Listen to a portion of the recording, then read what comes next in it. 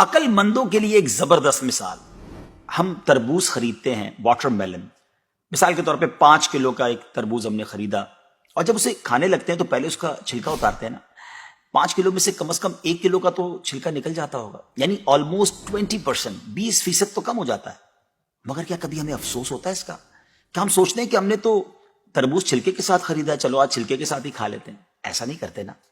اسی طرح مالٹے کا بھی حال ہے کہ ہم خوشی خوشی سے اس کا چھلکا اتار دیتے ہیں، حالانکہ ہم نے چھلکے سمیت خریدا ہوتا ہے، مگر اس چھلکے کو پھینکتے ہوئے ہمیں کوئی تکلیف نہیں ہوتی. یہی حال مختلف پھل اور سبزیوں کا ہے. اچھا، ہم چکن بھی تو خریدتے ہیں، زندہ ثابت، اسی کو تولتے ہیں، تلواتے ہیں، پیسے دیتے ہیں، مگر جب کھانے کی باری آتی ہے، پکانے کی باری آتی ہے، تو اس کے بال، اس کی خال، اس کی آلائشیں نکل جاتی ہیں، تو ویٹ تو کم ہو جاتا ہے. مگر کبھی اس پر دکھ ہوتا ہے؟ نہیں نا. تو پھر 40,000 میں سے 1,000 دینے پر، 1,00,000 میں سے صرف 2,500 دینے پر ہمیں کیوں بہت تکلیف ہوتی ہے؟ حالانکہ یہ صرف 2.5% تو بنتا ہے، یعنی 100 روپے میں سے صرف 2.5 روپے. یہ تربوز، کیلے، آم اور مالٹے کے چھلکے اور گٹلی سے تو بہت کم ہے نا. اسی تو زکوٰۃ فرمایا گیا. ہاں، ایک اور بات، سال میں ایک ہی بار دینا ہوتا ہے. مالٹے کا، تربوز کا تو ہر بار چھلکا اتارنا ہوتا ہے نا.